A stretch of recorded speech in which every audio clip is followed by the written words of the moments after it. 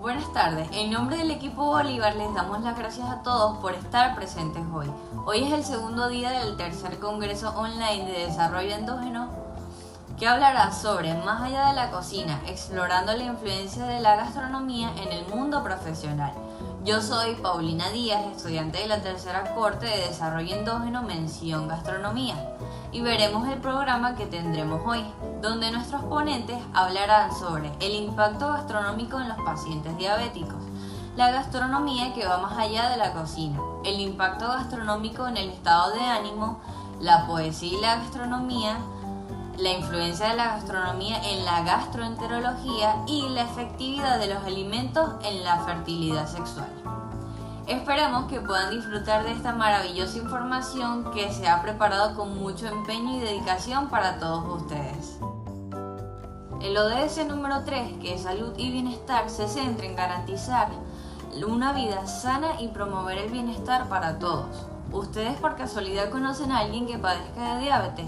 ¿Y esto cómo les puede afectar en lo que consume con respecto a su salud? La licenciada en enfermería Brenda Luces, graduada de la Universidad Experimental Rómulo Gallegos, actualmente elaborada una consulta destinada a la atención de los pacientes diabéticos. Nos estará hablando sobre el cuidado de la alimentación en las personas con diabetes. Un saludo a todos. Yo soy Brenda Luces, licenciada en enfermería, egresada de la Universidad Experimental Rómulo Gallegos. Y actualmente estoy laborando en una consulta destinada a la atención del paciente diabético. Hoy quiero resaltar un tema muy importante como es el impacto gastronómico en estos pacientes diabéticos. Pero antes de profundizar un poco más en ese tema, quiero definir unos conceptos que son claves para comprender un poco mejor, como el hecho de definir qué es la diabetes. La diabetes, según la Organización Mundial de la Salud, es una enfermedad metabólica crónica que tiene como característica principal los niveles elevados de glucemia en sangre. A la larga del tiempo, estos niveles elevados de glucemia en sangre pueden ocasionar diversos problemas en el organismo.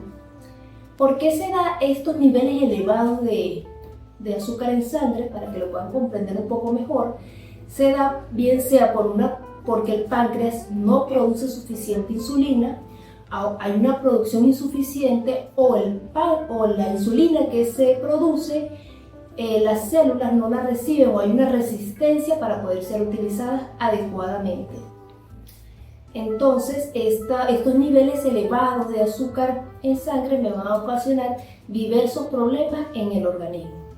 La diabetes es una enfermedad que actualmente es bastante común y a medida que han pasado los años ha ido en aumento. Por lo general, casi todos tenemos algún familiar, vecino o algún conocido que sufre de esta patología.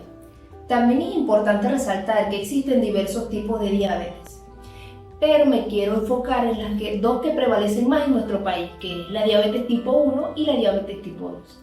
La diabetes tipo 1, anteriormente conocida como diabetes insulinodependiente o diabetes juvenil, se caracteriza porque aparece en edades tempranas del ser humano, por lo general menor de 30 años y en la etapa de la niñez, adolescencia o adultez joven. Esta se caracteriza porque el páncreas no produce la insulina necesaria para el organismo. Esto se debe bien sea a una reacción autoinmune, eso quiere decir que el mismo cuerpo ataca las células pancreáticas, como no las reconoce como propias, las ataca y el páncreas deja de producir la insulina necesaria. Entonces este paciente debe recibir esa insulina de forma externa, que es lo que conocen a los pacientes como cuando se inyectan la insulina.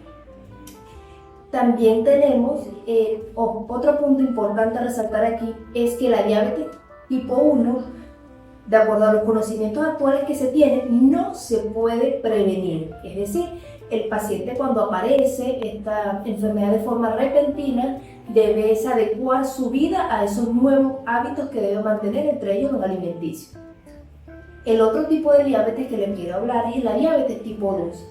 Este tipo de diabetes sí se puede llegar a prevenir o retrasar su aparición, es la que es muy mucho más común que la diabetes tipo 1, está relacionada directamente con lo que son la obesidad, ciertos estilos de vida como lo que es el tabaco, el consumo excesivo de alcohol, el sedentarismo, y también algo muy importante es la alimentación que tienen las personas.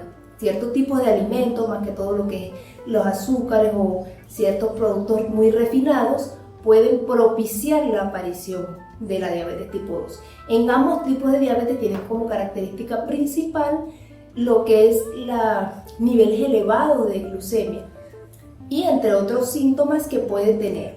Ahora bien, quiero mencionar un poquito también eso que acabo de nombrar, que son los síntomas que pueden tener la diabetes. Entre los síntomas principales que podemos tener son hambre excesiva, orinar frecuentemente, exceso de sed, es decir, las personas quieren estar tomando agua a cada momento. En algunos pacientes puede haber una pérdida de peso significativa, es decir, el paciente no está haciendo ningún tipo de dieta, el paciente no está haciendo ejercicio, está comiendo lo que consume habitualmente, pero tiene una pérdida de peso repentina, excesiva, mareo. Eso puede también ser un caso de diabetes, o pacientes que tienen obesidad de larga data y empiezan a presentar ciertos síntomas como acantosis nígricas. ¿Qué es eso? Es cuando las personas en lo que es la parte del cuello se le oscurece, y puede aparecer también acrocordones, que son ciertas verruguitas que le aparecen en el cuello, que personas dicen, no, que eso son verruguitas. No, eso es un signo de resistencia a la insulina muy común y característico en la diabetes tipo 2. Así que si alguna persona tiene alguno de esos síntomas que estoy nombrando, es importante que le preste atención. No solo los pacientes diabéticos, puede haber pacientes diabéticos, bien sea que sean obesos o inclusive algunos que tengan pérdida de peso. Eso va a depender del tipo de diabetes que se tenga. Ahora sí bien, para entrar en el tema que nos convoca en este congreso, el impacto de la gastronomía en los pacientes diabéticos. Esos temas tan importantes como lo que es la elección del tipo de alimento, la forma en que se va a cocinar y la educación que podemos tener al respecto de ciertos alimentos son fundamentales para lo que es el cuidado del paciente diabético. Estos factores que acabo de mencionar pueden tener un impacto positivo o beneficioso, o también un impacto negativo y muy contraproducente para el paciente. Entre el impacto positivo que puede tener es un buen control glucémico. Recordemos que la diabetes eleva los niveles de glucemia en sangre, por ende es importante tener un control adecuado. Un control adecuado que me va a permitir prevenir en este otro punto donde voy a entrar, que es la prevención de las complicaciones. Cuando el azúcar está en sangre por largos periodos de tiempo, ya que no puede entrar a las células para ser aprovechada como energía, sino que se queda en la sangre, me va a ocasionar distintos tipos de afectación, como es retinopatía diabética, ir perdiendo la visión, neuropatía periférica. ¿Qué significa eso? Cuando el paciente empieza el adormecimiento en las piernas, la pesadez en esas piernas, o inclusive cuando ya pierde la sensibilidad en los pies. También ocasiona problemas circulatorios y cardiovasculares.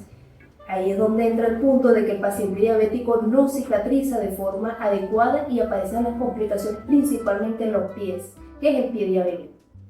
Y también otro punto importante, que si esta glucemia no se controla, puede aparecer lo que es la enfermedad renal crónica, es decir, lo que afecta a los riñones. Por eso es tan importante lo que es una alimentación adecuada conjuntamente con lo que es la parte de actividad física.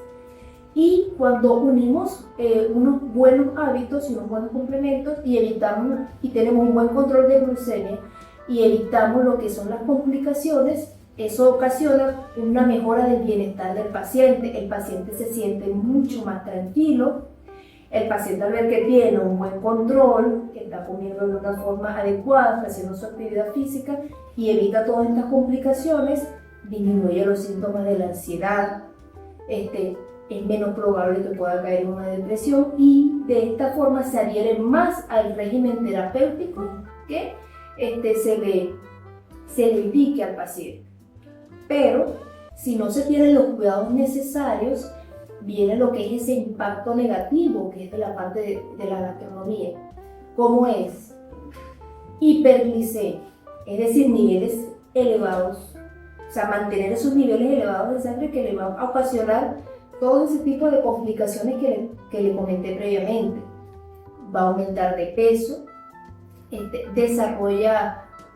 puede desarrollar también patrones alimentarios desordenados, como lo siguiente: como la paciente no tiene un buen control de los alimentos, o no tiene una buena educación de la misma, puede ocasionar que sea un poco, digamos, más obsesivo a ver qué estoy comiendo, qué no estoy comiendo, esto me hace mal, esto no me hace mal. Entonces, inclusive a veces no quieren casi ni comer porque piensa que todo le va a hacer daño, y no es así. Y eso a la larga lo que me va a ocasionar es más ansiedad a ese paciente, que inclusive a veces abandona el tratamiento y caiga en todas esas complicaciones. Pero para evitar todo esto es importante establecer unas estrategias para que tenga un impacto positivo y beneficioso en ese paciente. Y en la parte gastronómica sería de lo siguiente: planificación de las comidas. Cuando se le planifica las comidas al paciente, que va a desayunar, que va a almorzar, cenar, eso me va a evitar una entrada a lo que es la improvisación, sino que el paciente se va a adherir más a que no, yo tengo que consumir esto porque ya lo tengo planificado, ya tengo preparado esos alimentos ahí y es lo que voy a hacer. Por lo tanto, se adhiere más a ese régimen terapéutico. Esta parte de esa planificación es muy importante tratarla con el médico, y también se puede buscar ayuda de un nutricionista que le establezca un plan alimentario. Elección de los alimentos. No todos los alimentos son beneficiosos para el paciente diabético, porque hay unos que van a elevar esos índices de glicemia. Por lo tanto, es importante qué tipo de alimento va a elegir el paciente. Entre los alimentos sean más naturales, vegetales, ciertos tipos de frutas. Eso va a tener un impacto positivo y definitivamente disminuye todo ese tipo de alimentos muy procesados, como ciertos tipos de harinas, bebidas como el refresco, impactan de forma muy negativa para el paciente diabético y para el que no es diabético también. También la cocción y preparación de los alimentos es importante, porque no es lo mismo que quizás un paciente consuma un pescado al horno, al vapor, con unos vegetales, a que un pescado frito con una ensalada con mayonesa. No es lo mismo, o sea que la forma en que se va a cocinar los alimentos también impacta en ese paciente. Inclusive puede ser el mismo alimento, pero la forma en que se va a cocinar es lo que va a definir si es un alimento que va a ser beneficioso o negativo. Por eso es preferible para este tipo de pacientes cocinar los alimentos bien servidos, al vapor, a la plancha, al horno, que no le va a añadir aún calorías o grasas trans adicionales al alimento. Y una parte muy importante es la educación en la nutrición. El paciente diabético, cuando ya está como tal diagnosticado, es importante esa parte educativa, porque es lo que le va a permitir llevar un estilo de vida lo más normal posible. Y mientras él mantenga esos niveles adecuados, o según las metas que le establezca el médico, mantenga esos niveles de glucemia a raya, él va a poder tener una vida tranquila, evitando todo ese tipo de complicaciones. Y bueno, esto es un poco de lo que le quería mencionar sobre lo que es el impacto gastronómico de estos pacientes diabéticos. Gracias. Muchísimas gracias por la información, licenciada Luce. Es increíble todos estos datos y tips que nos pudo mencionar. Si usted, estimado invitado, tiene alguna pregunta, le invitamos a escribirle a la licenciada a través de sus redes sociales, que estarán apareciendo en nuestro grupo de WhatsApp en la parte inferior de su flyer.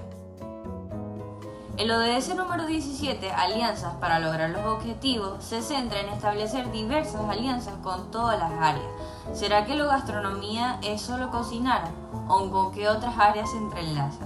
La chef especialista Fifita Bichili nos hablará sobre cómo la gastronomía nutre e impulsa muchísimas cosas más.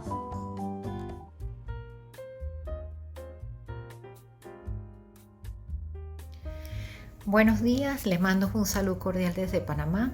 Me pidieron que hablara de un tema súper interesante que se llama Más allá de la gastronomía, explorando la influencia de la gastronomía en el mundo profesional. Una charla y un tema muy en boga en estos momentos. Vamos a dar inicio haciendo una pregunta. ¿La gastronomía solo sirve para cocinar? ¿Ustedes qué piensan? Desde mi perspectiva, yo podría decir que la gastronomía no solo es una técnica culinaria, es cultura, disciplina, arte, ciencia, comunicación y por supuesto una transformación social.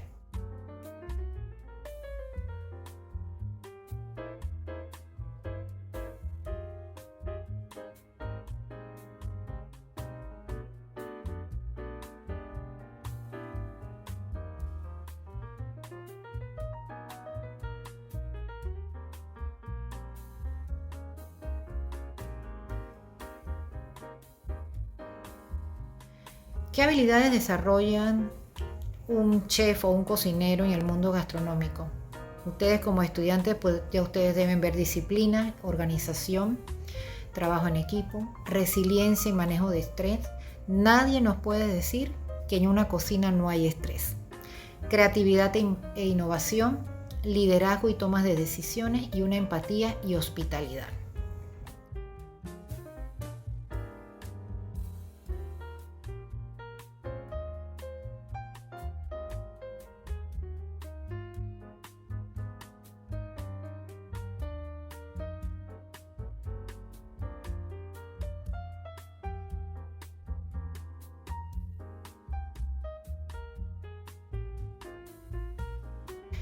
La gastronomía como puente hacia otras profesiones. Por supuesto, educación, tiene una enseñanza culinaria y una formación técnica.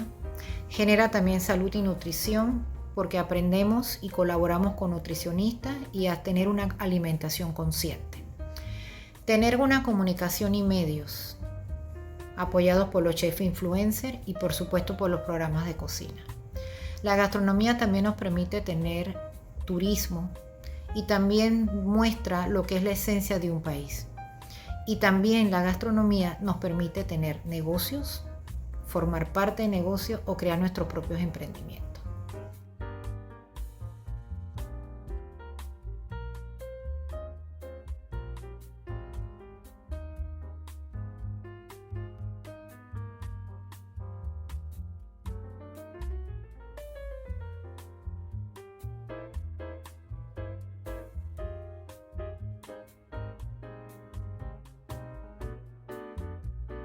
Ejemplos de impacto profesional. Historias de chefs que se convierten en empresarios, activistas, educadores. También la gastronomía promueve proyectos sociales y por supuesto la gastronomía en la diplomacia cultural, en las cenas oficiales. Siempre que pensamos en gastronomía, podemos decir que la gastronomía se encuentra en todos los aspectos.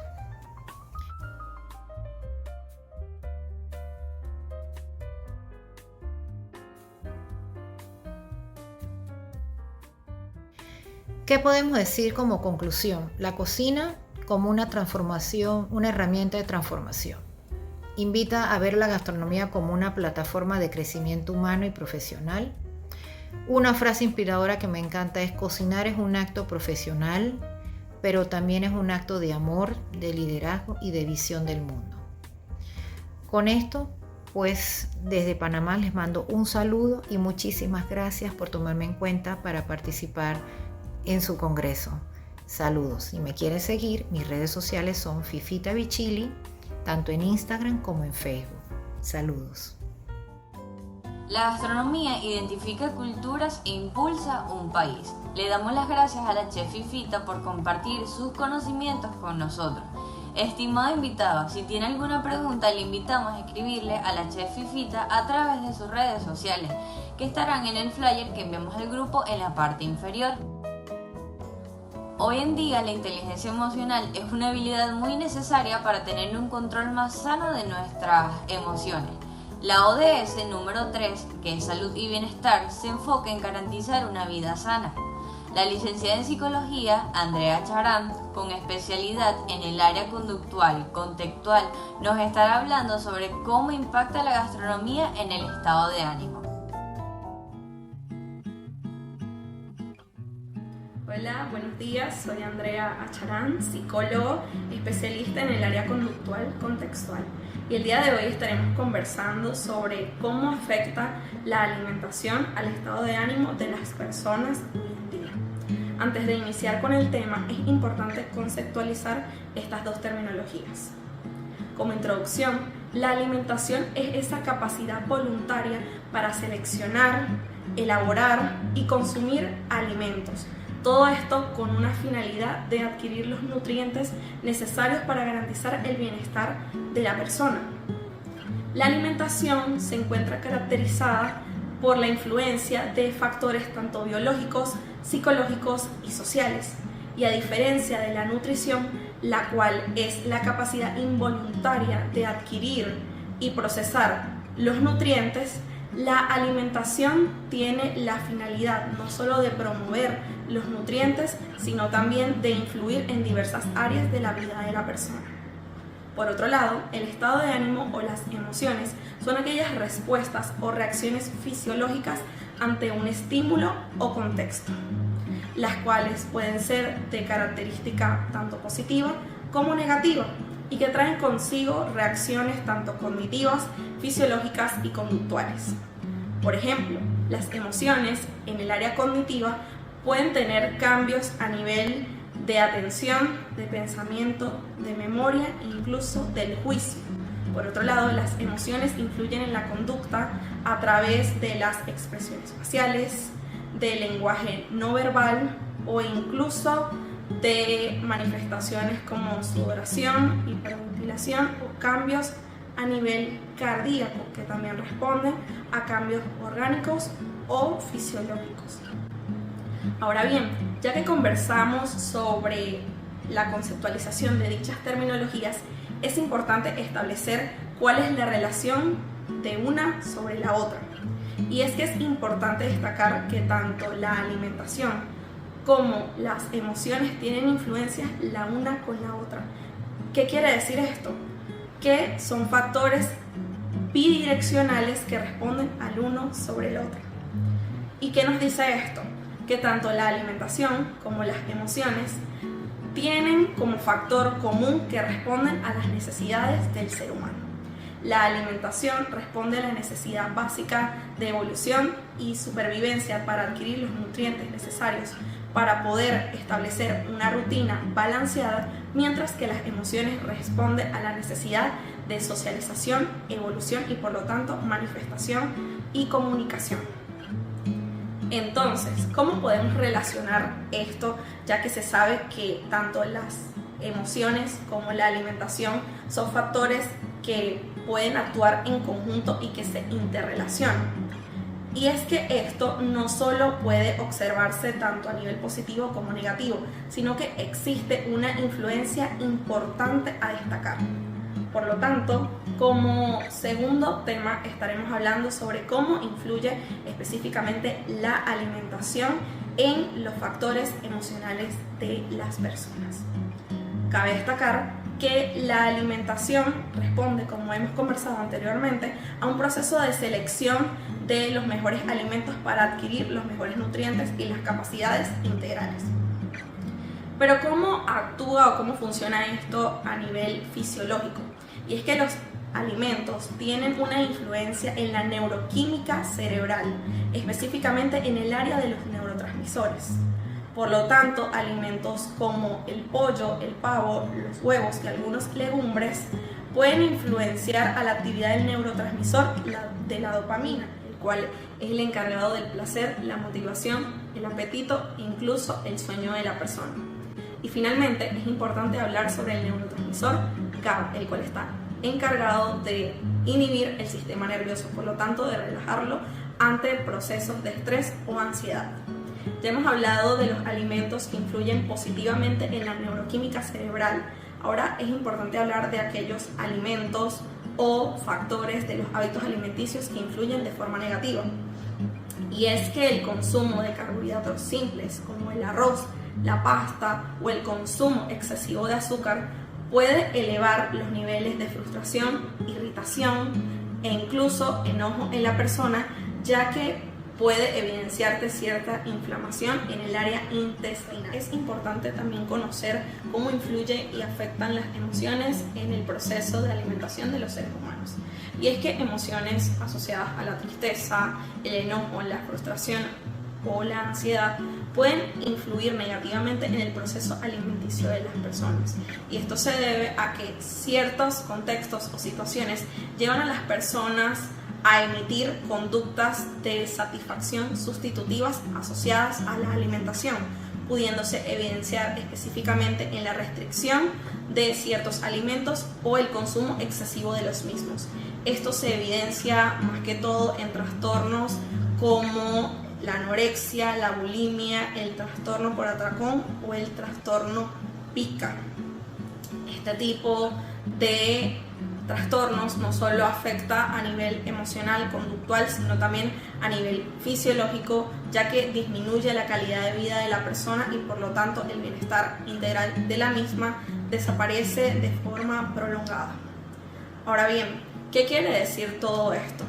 Y es que los procesos alimenticios y las emociones pueden trabajar en conjunto y generar lo que podríamos llamar el equilibrio o la regulación específicamente de los hábitos de vida de la persona. Por lo tanto, el desarrollar una relación saludable, asertiva y funcional con la alimentación puede garantizar la regulación y la manifestación adaptativa de las emociones.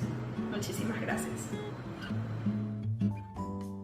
De verdad que sin lugar a dudas a todos deseamos tener un equilibrio de regulación de nuestros hábitos de vida. Seguramente usted al ser invitado ha escuchado esta ponencia que tendrá muchas dudas, por eso le invito a comunicarse con la licenciada a través de sus redes sociales para que ella pueda dar la respuesta de todas sus dudas.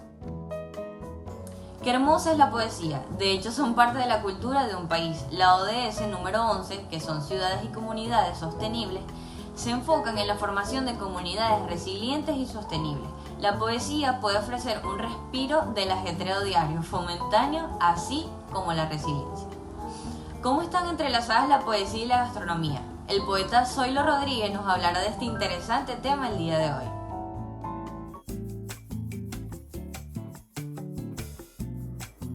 Me llamo Zoilo Abel Rodríguez.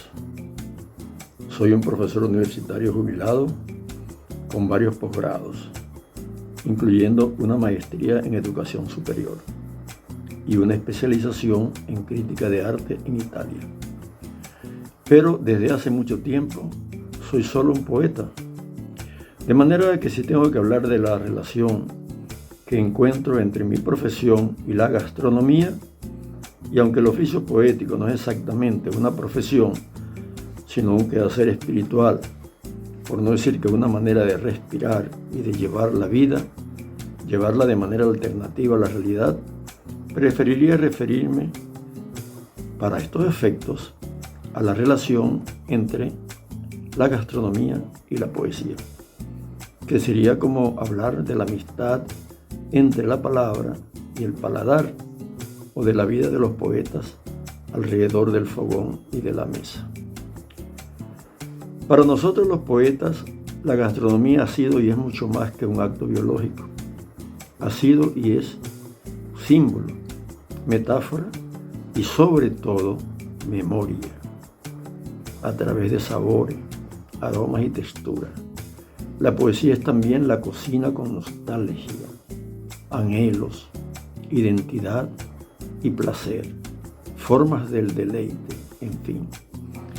En lo personal, podría decir que tengo mis preferencias culinarias, como no, pero no es que sea mayormente exigente, que han sido y son muchos los grandes poetas que le han dedicado versos, algunos significativos, a la cocina, y no son pocos los buenos poemas que le han cantado a las pequeñas, grandes cosas de ese formidable universo cultural. Pablo Neruda, por ejemplo, en sus odas elementales, fue capaz de convertir una cebolla, un pan, o una simple sopa, de las que habitaban su memoria y su espíritu en preciosos versos cargados de dignidad y de ternura. La cocina en Neruda es un ritual del pueblo.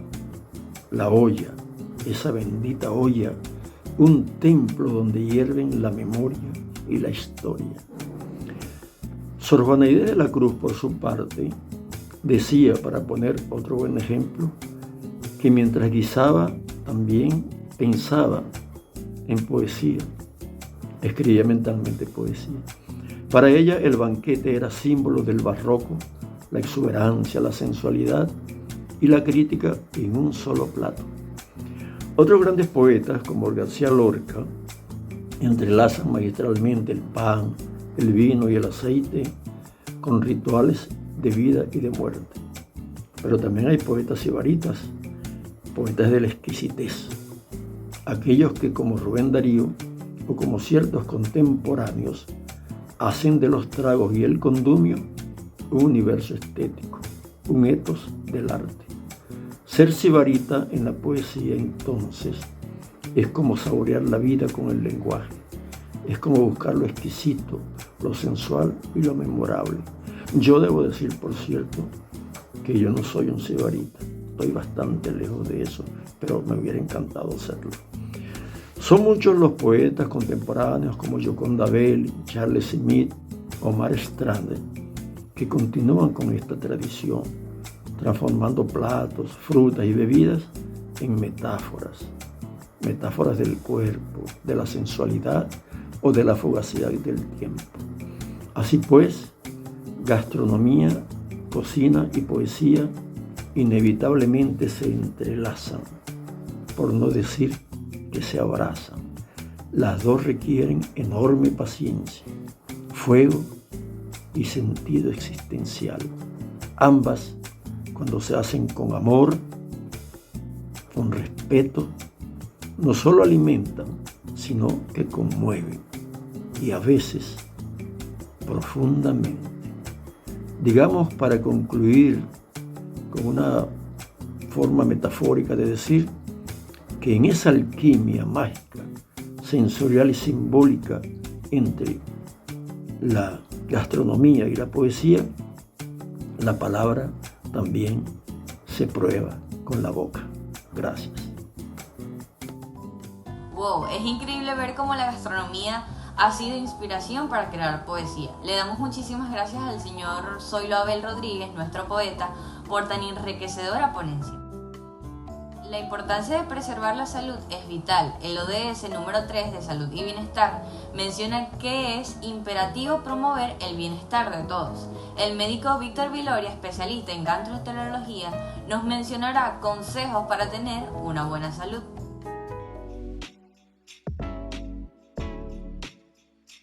Muy buenos días, agradezco la invitación a este Congreso de Gastronomía para conversar sobre aspectos relacionados con mi especialidad. Quiero presentarme, mi nombre es Víctor Viloria, soy médico especialista en gastroenterología. Y con relación a la gastronomía, pudiera pensarse que una de las especialidades con más vínculo en los aspectos gastronómicos es la gastroenterología, y así es. Sin embargo, cada especialidad médica tiene mucho que ver con la alimentación que reciben los pacientes y las repercusiones que pueden tener en cuanto a las enfermedades que se desarrollan. Y por supuesto el tracto digestivo, que es el foco principal o el órgano principal de evaluación de la gastroenterología, por supuesto es uno de los órganos con mayor repercusiones en los aspectos de alimentación. Ciertamente, en la medida que pasa el tiempo en que avanzamos en investigación, nos damos cuenta lo mucho que influye el alimento y la forma de preparación de los alimentos y la aparición de enfermedades.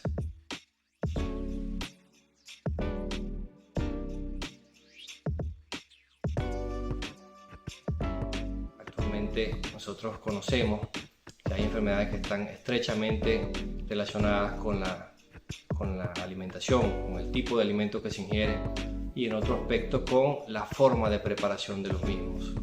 suelo mencionarle a mis pacientes que en muchos aspectos no está determinada la sintomatología por el tipo de alimento que consumen, sino la forma en la cual lo preparan. Y en ese sentido es donde marca muchas veces la pauta de terapia, la pauta del tratamiento en cuanto a la forma en la cual nos alimentamos.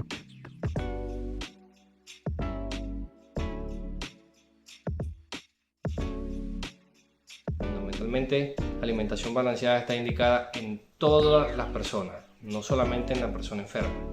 La persona sana, por supuesto, debe mantener su salud alimentándose apropiadamente.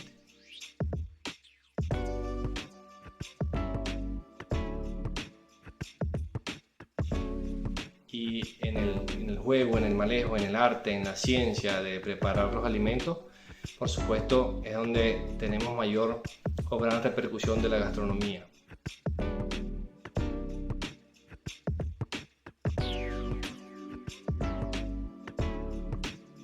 Específicamente en el caso nuestro, por poner un ejemplo, ha tomado mucho auge lo que concierne a las enfermedades relacionadas con el consumo del gluten.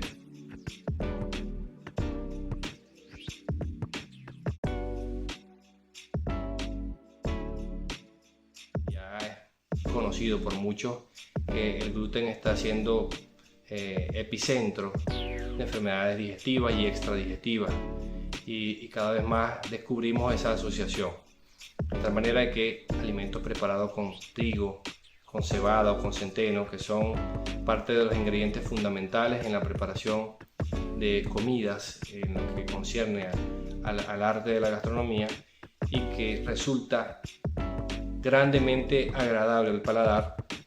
Muchos dulces, muchos preparados, la pasta fundamentalmente, que es la comida favorita de muchas personas, está a base de trigo como tal. Pero ciertamente es donde nosotros hacemos mención a este tipo de recomendaciones.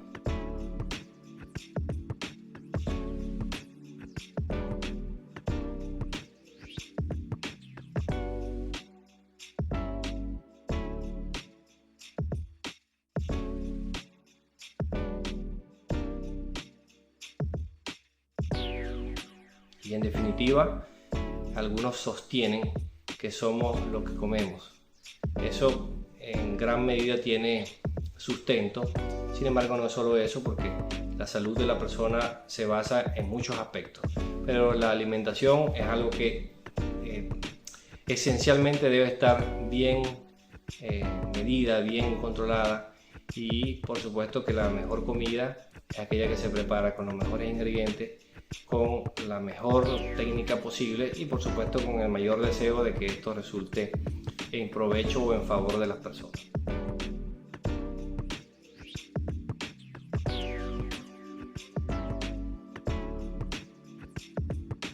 Espero que pueda ser de ayuda para lograr cumplir con todos los objetivos en esta preparación, y les deseo mucho éxito. Excelente información. Le damos muchísimas gracias por sus útiles consejos en pro del bienestar de todos. Nos hará muy útil. Si usted, apreciado invitado, tiene alguna pregunta, puede comunicarse con el médico a través de sus redes sociales. Así, él le dará respuesta de todas sus dudas. La sexualidad de verdad que es un tema que poco se habla, a pesar de ser un tema de salud y bienestar muy importante. Como hemos mencionado anteriormente, el ODS número 3 de salud y bienestar se centra en garantizar una vida sana. En nuestra última ponencia, la doctora María Hurtado, ginecóloga en Philox, en sexualidad femenina y masculina, nos hablará sobre cómo es la efectividad de los alimentos en la fertilidad y en la sexualidad. Hola, mi nombre es María Gabriela Hurtado, soy ginecólogo obstetra con fellow en lo que es la parte de sexualidad femenina y masculina. Hoy vamos a hablar sobre la relación que existe entre los alimentos y su efectividad en la función sexual y hasta en la fertilidad. Ok, vamos a comenzar con la vitamina D. ¿Qué relación podemos tener con la vitamina D con lo que sería la función de la producción de espermatozoides, de la relación que existe entre la disfunción eréctil y la eyaculación precoz con esta prohormona que es la vitamina D y que puede haber disminución en ella y por ende causar o estar asociado a este tipo de factores de patologías. En el caso de la disfunción eréctil tenemos que considerar que es la incapacidad de tener o mantener una erección rígida por un tiempo determinado durante las relaciones sexuales. La eyaculación precoz es la incapacidad de mantener un orgasmo con pequeños o muchos estímulos sexuales que pueden ocurrir durante o después del acto sexual. Entonces, ¿cómo se pueden relacionar estas dos patologías con el déficit de vitamina D? Tenemos que considerar que la vitamina D va a generar un aumento de lo que es el óxido nítrico, que es un potente vasodilatador.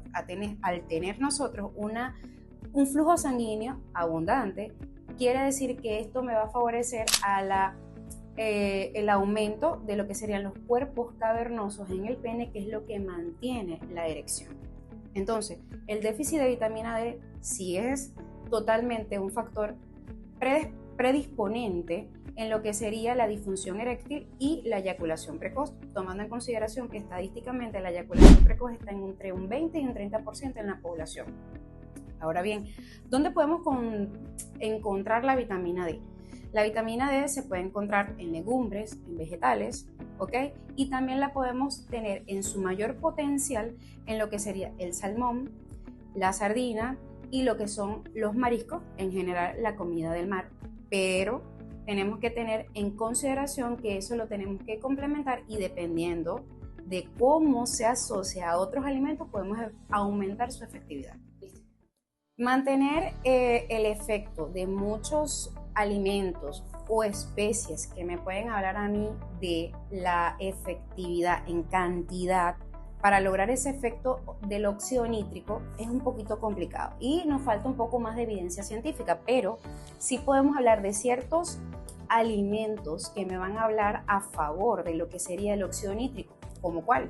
Tenemos lo que es el ajo, tenemos el jengibre, tenemos el ginseng, podemos utilizar también la patilla, que es una fruta que tenemos en consideración porque tiene citrulina, que también genera este tipo de efecto que queremos. ¿Por qué? No solo en el hombre, también en la mujer, porque tenemos el cuerpo cavernoso que van a estar constituidos, que forma parte de lo que es el clítoris, y si tenemos mayor flujo sanguíneo, podemos lograr una erección en el clítoris. En la mujer, caballeros, es un punto importante para lograr un orgasmo en la mujer. Entonces, partiendo de ese óxido nítrico, que también va a estar asociado con otros alimentos, que podemos hablar de el chocolate, un afrodisíaco que tiene muchos años, de que se dice de que si tiene o no tiene efecto a nivel de lo que sería la estimulación sexual, pero realmente el chocolate tiene un efecto a nivel del sistema nervioso central. ¿Por qué? Porque él estimula la liberación también de endorfinas, que eso cambia el estado de ánimo de las personas y los pone de cierta manera un poco más relajados, un poco más sensuales. Y evidentemente si lo combinamos con la tríada clásica que sabemos que es chocolate y el vino tinto, va a generar un efecto favorecedor para tener un ambiente propicio para aumentar el deseo o apetito sexual. ¿Ok? Tenemos que el vino tinto es un liberador, ¿ok?, de óxido nítrico también, pero tenemos que tener un límite entre la cantidad de vino tinto con respecto a el uso frecuente de él. ¿Qué quiero decir con esto? Que no tenemos que llegar a la embriaguez para lograr ese efecto, porque a pesar de que el vino tinto es desinhibidor, también me puede afectar la función sexual. Entonces, todo en una proporción adecuada va a tener un efecto muy satisfactorio, tanto para el hombre como para la mujer. También tenemos muchos alimentos que podemos nosotros considerar, como el zinc, que está también en los frutos del mar, que genera la producción de testosterona. La testosterona es un factor principal tanto en el hombre como en la mujer, con mayor tendencia al hombre, porque a su vez me va a generar a mí la producción hormonal que estimula de cierta forma a todo lo que es el efecto para el deseo sexual.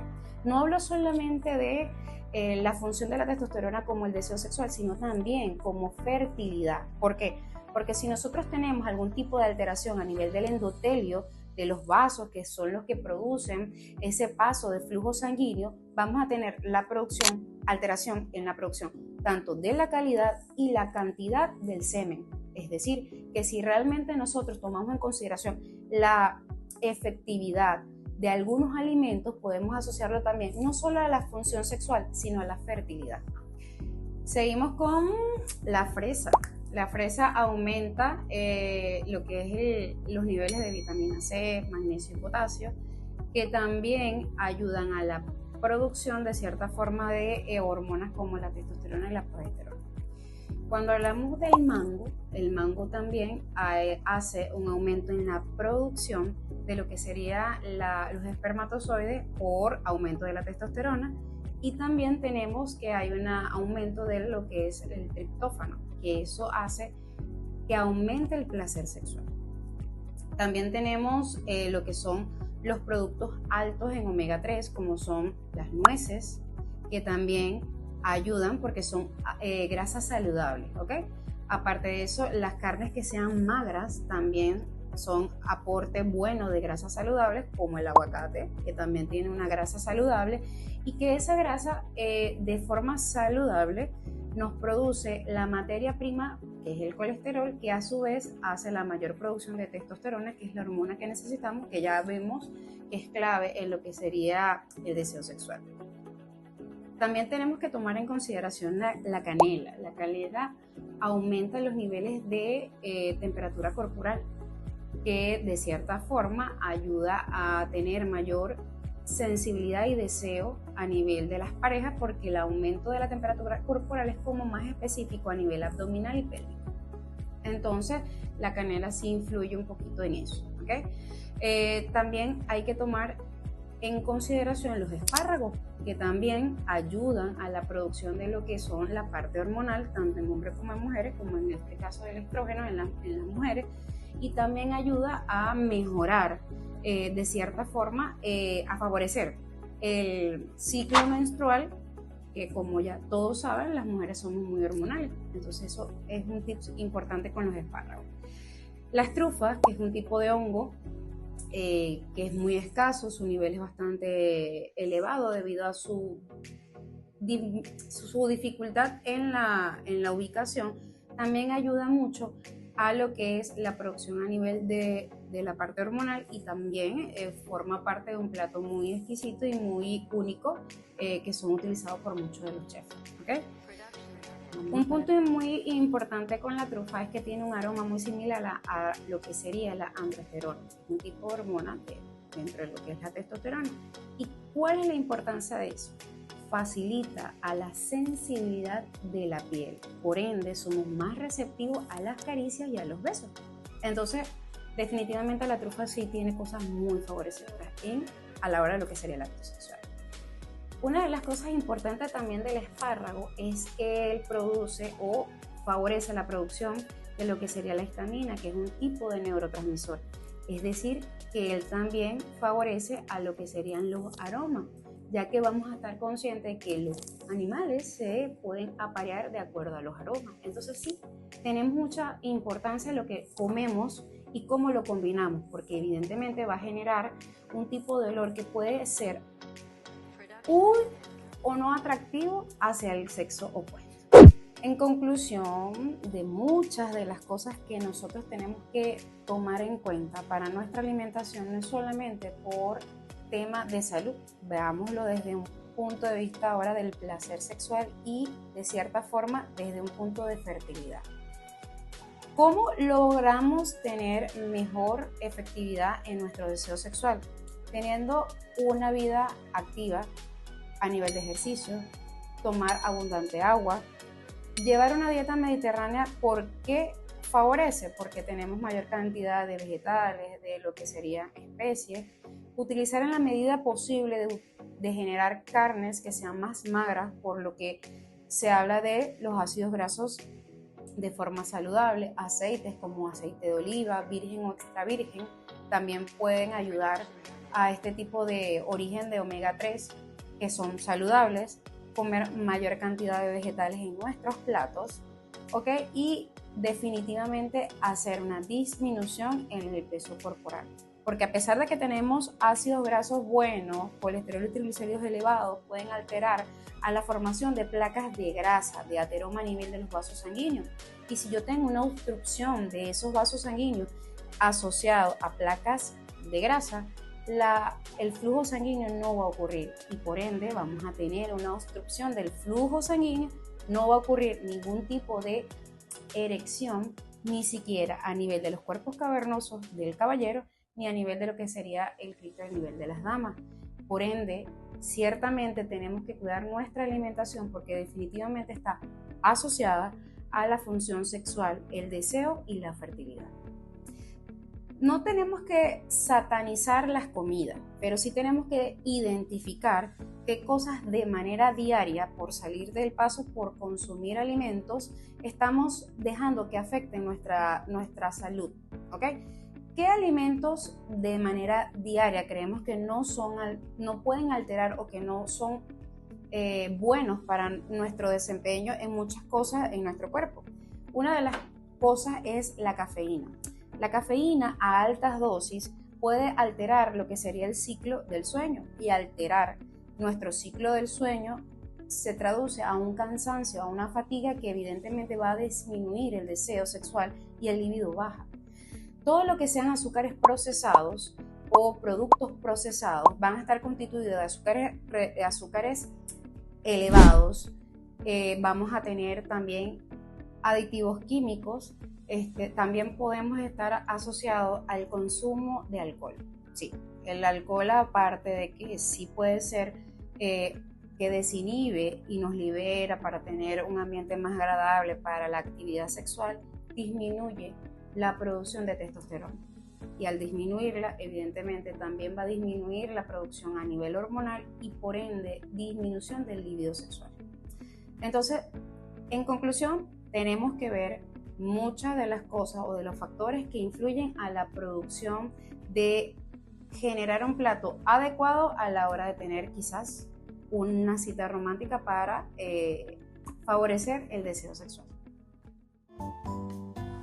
Cuán agradecidos estamos con usted, doctor Hurtado, por todos sus conocimientos compartidos hoy y sobre todo por todas sus recomendaciones. De verdad que nos serán demasiado útiles.